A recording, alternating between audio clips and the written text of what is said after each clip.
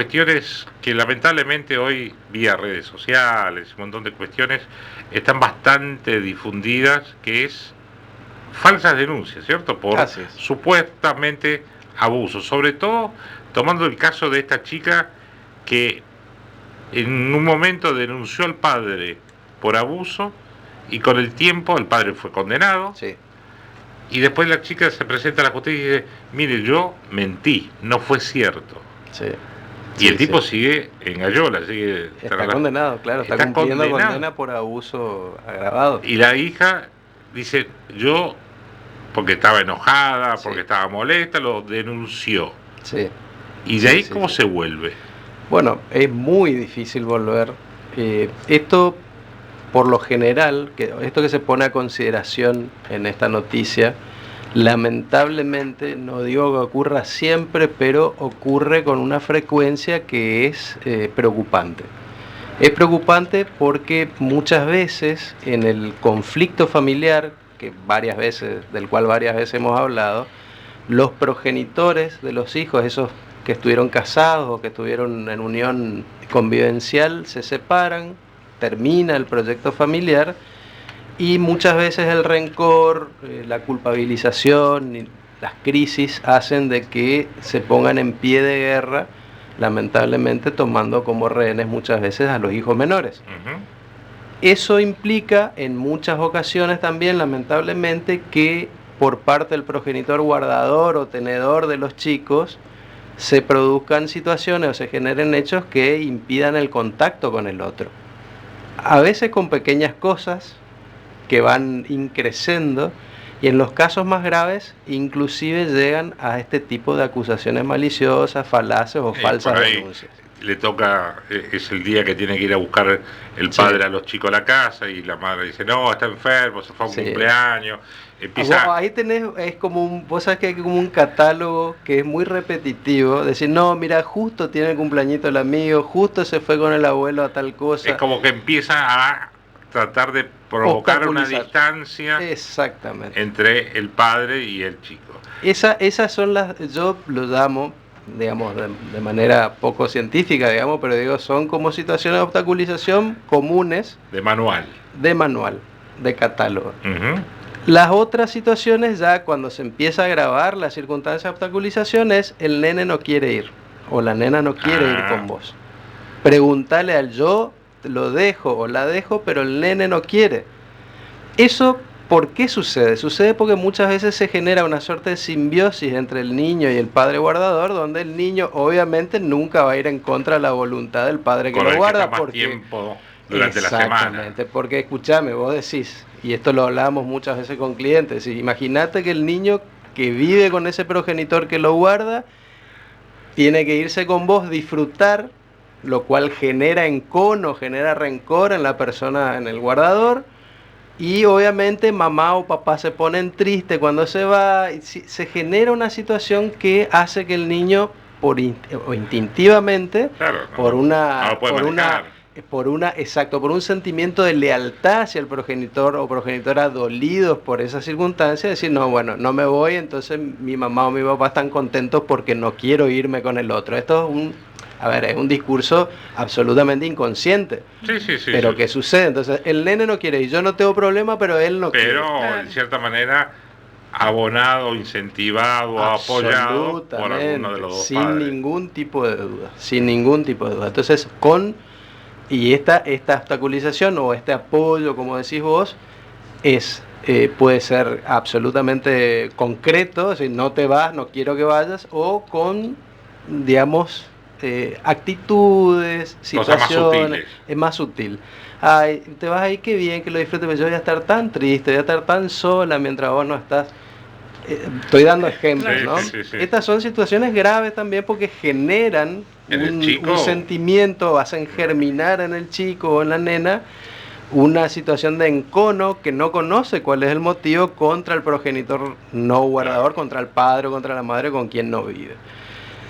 Cuando esto no es suficiente, se llega a situaciones inclusive muchísimo más graves como la acusación o la falsa denuncia de abuso o de violación, para que se entienda, sexual del progenitor Que no necesariamente tiene que ser con acceso carnal. Que no necesariamente tiene que ser con acceso carnal. Cuando es con acceso carnal es mucho más grave, se agrava, pero son todas situaciones de abuso sexual. Contra el padre que no convive o contra algún familiar del padre muy cercano, el abuelo, la abuela, como para lograr un proceso penal que determine que obviamente el juez de familia diga, no, mire, se corta el Lo primero vínculo, que hace preventivamente, obviamente. se termina la visita. Dice, cautelarmente cesa, se suspende el régimen de comunicación hasta que la justicia penal determine si es cierto o no es cierto. Esto estamos hablando de, si nosotros dijéramos en un mes con una cámara GESEL o alguna entrevista especializada y direccionada, psicológica, podemos ver si es válido o no el discurso, la denuncia, nosotros diríamos, bueno, perfecto, está muy bien que se haga porque ante la situación lo primero que hay que hacer es suspender el contacto. Ahora, eso no sucede en la vida real. La vida real es 1 año, 2. Mientras tanto, el padre está sin ver a su hijo. Sin ver a su hijo, cortado totalmente el vínculo y obviamente el hijo bajo el cuidado de personas que están inseminando constantemente en el pensamiento de ese chico. Te pregunto, ¿y si se llega a comprobar mediante todos esos procedimientos técnicos, profesionales, que se mintió, ¿sí? Que tal abuso no existió, que tal ataque físico no existió, ¿qué pasa con el que denunció? Bien. Porque el chico no denuncia, es la madre, claro, el chico es viene el responsable, traumado, viene enojado, o sea, el que llevó la situación a la justicia diciéndole que su chico tiene esos problemas es el otro padre. ¿Y ahí qué pasa cuando se comprueba que es falso? Si se comprueba que es falso, vos tenés distintos aspectos. El aspecto penal es una falsa denuncia, debe estar sometido a proceso penal y obviamente debe cargar con las consecuencias punitivas o penales de falsa que acarrea la falsa denuncia. Una estafa procesal. Desde el plano civil, desde el punto de vista del derecho de familia, a mi juicio, esa situación, involucrar al niño a que mienta o a incentivar o motivar esa obstaculización, es una forma de maltrato infantil, a mi juicio, que ameritaría, lo pongo en potencial porque la vida real es otra cosa, que se produzca el cambio de guarda, el cambio de cuidado personal para que se entienda el cambio de tenencia. Claro. Entonces, ese niño no puede estar con la madre, vaya a vivir con el padre. Exacto. Ese niño no puede estar bajo el cuidado de una persona que genera ese tipo de situaciones. Es pernicioso, es, insisto, maltrato. Muchas veces esto falta firmeza para tomar estas decisiones y no se toman. En la justicia. En la justicia, realmente. Está bien. Lamentablemente es así. Entonces se va dilatando, no, vamos a ver el proceso, intervención, y realmente el único perjudicado siempre es el niño que crece con traumas. Claro, porque ahí está, ese es el daño que le producís al desarrollo por supuesto de crecimiento a ese chico, es meterle una semilla de algo que es absolutamente falso. Absolutamente, que quede claro en este discurso, en lo que estamos hablando, de que existen situaciones reales de abuso, que existen situaciones de maltrato y violencia que son lamentablemente existen, nefastas y que se tienen que atender sin lugar a dudas. El problema es que muchas veces o en muchas ocasiones se banaliza esto, esa respuesta inmediata se toma como una herramienta en la batalla judicial para promover la falta de contacto con el otro progenitor, haciendo acusaciones falsas. Entonces, en esas circunstancias es necesario que haya una actuación también acorde, digamos, o retributiva realmente de la gravedad que tiene el hecho de la falsa denuncia, sobre todo cuando se trata de abuso y demás. Claro, pues lo único que se necesita es eso, alguien que diga esta persona abusó de mí o está abusando de tal y ya es suficiente o para tener una condena. Se produce la suspensión del vínculo y la intervención de la justicia. Lo que sucede es que si vos decís, bueno, la intervención de la justicia es inmediata y nosotros inmediatamente determinamos que es falso, puede pasar, digamos. Bueno, eso inmediatamente también hace restablecer el vínculo y otras medidas. Ahora, el problema es cuando eso no es inmediato. Entonces pasa como en el caso que estamos comentando, en este caso no fue la madre la que denunció, sino la propia adolescente, claro, por una diferencia eventualmente con el progenitor, hizo la denuncia livianamente. Estaba enojada. Porque estaba enojada, no quería que le pongan límites, etcétera. Hizo la denuncia y después se dio cuenta de las consecuencias. Y el padre está preso. Y el padre está preso, pero ¿por qué está preso? Porque según lo que refiere esta chica, cuando ella fue a manifestar nuevamente a la justicia de que efectivamente había mentido, esa nueva versión de los hechos no fue receptada. O fue receptada diciendo no, en realidad está cooptada por la fractura de la familia, etcétera. La cuestión es que, como decimos, el padre está preso 15 años. Nosotros decíamos qué consecuencias tiene, hablamos de las penales y las de familia, pero esto también tiene consecuencias en el plano civil desde el punto de vista de la responsabilidad civil.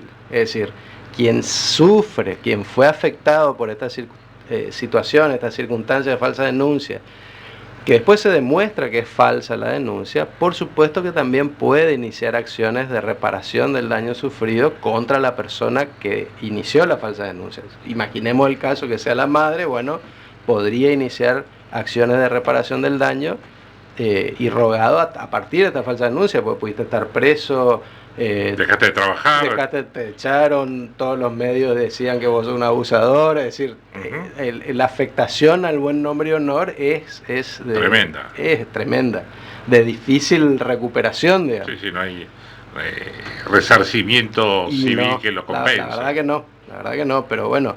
Y sumado a eso al dolor de no poder ver a tus hijos bajo ese rótulo, ¿no? Le podemos decir a la gente si quiere hacerle alguna consulta al doctor Rodolfo Ceró. Alejo. En este caso, Alejo. Rodolfo es el padre. ¿Dónde lo puedes llamar? Al 374-54-60-95 o al 44-35-200. El doctor es abogado de familia. Bueno, estamos hablando en este caso de... Eso no me pasa porque no me tomé vacaciones. Vos ya te tomaste, venís con todo el ímpetu, viene el tipo, viene con toda la cabecita fue como 4 despejada. temas. Sí, viene, vamos a meter. Hablar de esto. Exactamente. ¿Y qué se ve en los tribunales de Formosa? Estas son las grandes líneas generales. Sí. Pero ¿qué están viendo los abogados de familia en las causas que ustedes llegan a tratar?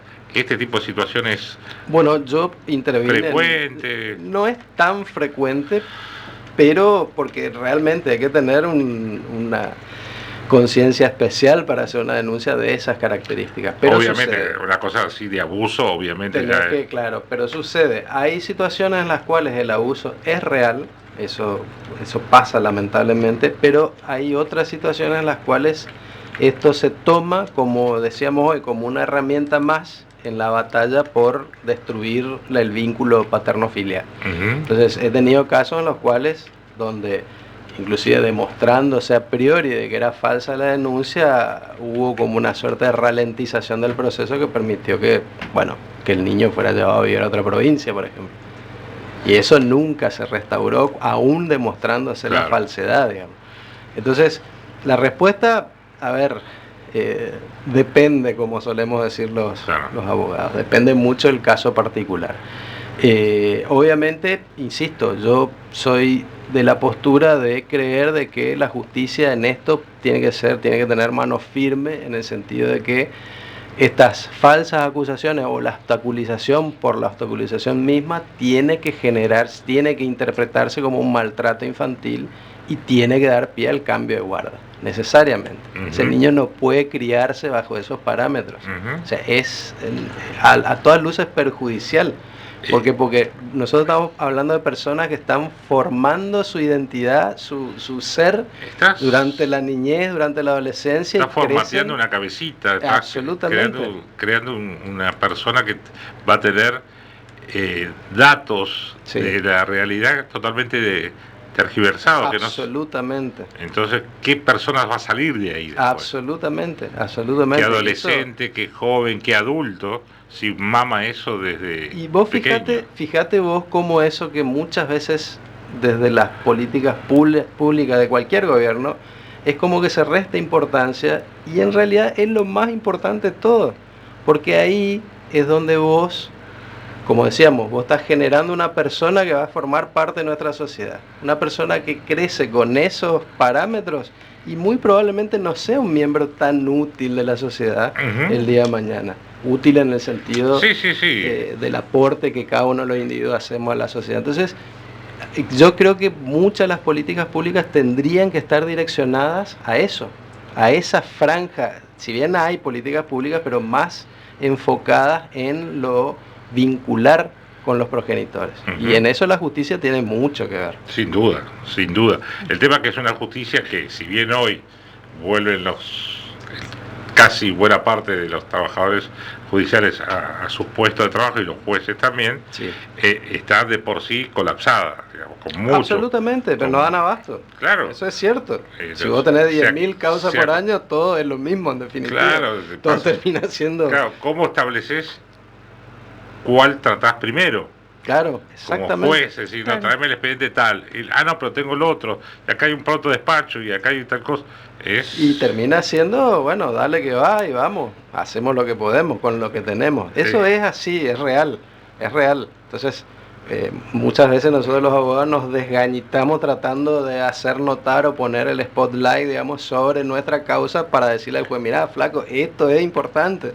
Toma medida. Pero tu escrito no lo lee el secretario. Bueno, sí, lo leen todos. Hay buena voluntad, eso es cierto. Lo que pasa es que no dan abasto. Claro, hay una cuestión de finitud. Hay determinada cantidad de horas de trabajo. Y de personal también. Y de paga también, que no es menor. Claro, entonces, si vos tenés una sociedad que creció, o sea, demográficamente creció muchísimo y tenés la misma cantidad de juzgados y tribunales que hace 30 años. Y la misma cantidad. ¿Cuántos son de familia? De familia es un solo tribunal en la jurisdicción capital, digamos, un solo tribunal con 4 jueces en este momento. Que atienden, no sé, 10.000 causas por año. ¿Y hace cuánto están esa misma cantidad de jueces? Bueno, se modificó, eran 3 y hace unos 5 años más o menos se amplió la cantidad a 4. A 4. Tendrían que ser 5, hay 4 nomás. Y no dan abasto. Por un tribunal de instancia única. Entonces, vos causas de familia tenés, pero para hacer dulce de leche, creo que es la mayor cantidad que debe haber de causas en general civiles. Después de los civiles son 6 únicamente. Yo me recibí hace 23 años, bueno, desde que me recibí son 6. Y tenemos, no sé, el doble de población. Claro. Entonces, de eso necesariamente hace tendría que haber acompañado. Y por lo menos tener que tener el doble de juzgados. Lo mismo pasa con los tribunales de familia. Tenés que tener por lo menos 10 jueces.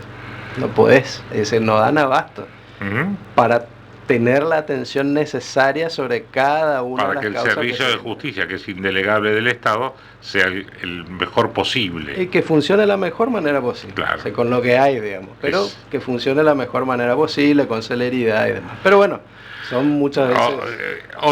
otro tema de agenda con el abogado que me siento a hablar, te empieza a decir, sí, pero decía algo que está en juzgado, no pasa nada, que los trabajadores no van, que están a desgano, que... Viste, cada uno, como vos decís, lo que pasa es que, claro, cada uno está en su... mide desde su posición y de su causa. Exactamente. O hablas con los empleados también y dices, sí, no damos abasto, ¿entendés? Estamos allí con por eso, los mismos empleados. Y también con lo que pagan. Y también es cierto. También es cierto. Pero si son los mejores pagos, y ahí empezamos una cadena, ¿no? Claro, y yo me quiero imaginar también, a ver, el caso de esto, volviendo al tema de familia y demás, cuando vos le explicás a tu cliente que te llevó su caso, no sé cuándo, mirá, no resuelve el juez todavía. Resuelve.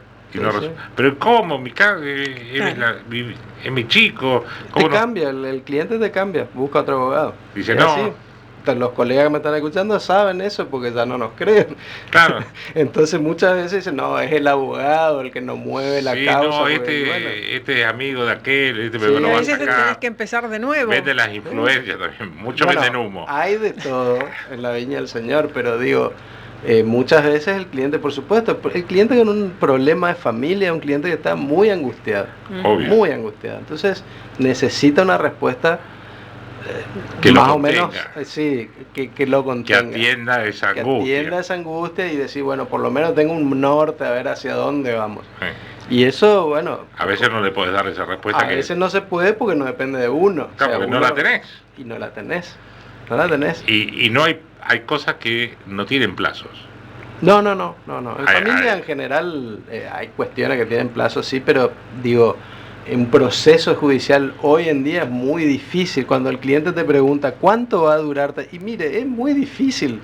Muy difícil porque depende de que, a ver, yo te puedo decir, bueno, mi proceso de alimentos, ¿cuánto puede durar? Y bueno, algunos te van a decir 1 año, pero y no sabes, te agarra un paro en el medio, justo el juez salió de licencia, lo que fuera, y son mínimo 2 años. Entonces, es muy difícil que el abogado pueda, y no es aconsejable decirle, mire, en tal plazo se termina su proceso porque mientras tanto, adelánteme algo del horario. Claro, por supuesto, obviamente. Tengo una pregunta de Daniel, acá por el caso que hablábamos. Sí. Dice, ¿qué opciones tiene la víctima, o sea, el denunciado? Y si se puede actuar de oficio en caso de denuncia falsa. No sé si salió en la charla este tema. No, en realidad el denunciado lo que tiene que hacer es defenderse en el plano penal. Obviamente tener una defensa, un patrocinio que lo defienda adecuadamente, en el sentido de poder acreditar a través de la prueba pertinente de que la denuncia no tiene fundamentos verídicos. ¿Cómo se hace eso en el caso de las denuncias por abuso? Cuando las denuncias por abuso son abusos sin acceso carnal, que en general cuando se utiliza para denunciar falsamente es ese el camino, porque no hay prueba física. Sí. La prueba madre son las pericias psicológicas y psiquiátricas y la intervención de en ese proceso, o de la generación de cámara Gesell, que es el ámbito a partir del cual nosotros podemos detectar si efectivamente hay alguna verosimilitud en la denuncia o no. Obviamente, si es que eso se hace adecuadamente, tiene que surgir que no tiene basamento la denuncia. Y esto puede representar la exoneración del acusado, digamos, en sede penal. Que es lo que, si vos tenés un proceso de familia paralelo, el proceso de familia te va a decir, bueno, esperemos a que dice la justicia penal. Claro. O sea, se frena todo hasta que la justicia penal dé su veredicto. Alex Cosero, gracias por venir. Por favor, gracias por la invitación. Mientras tanto ya le decimos que está...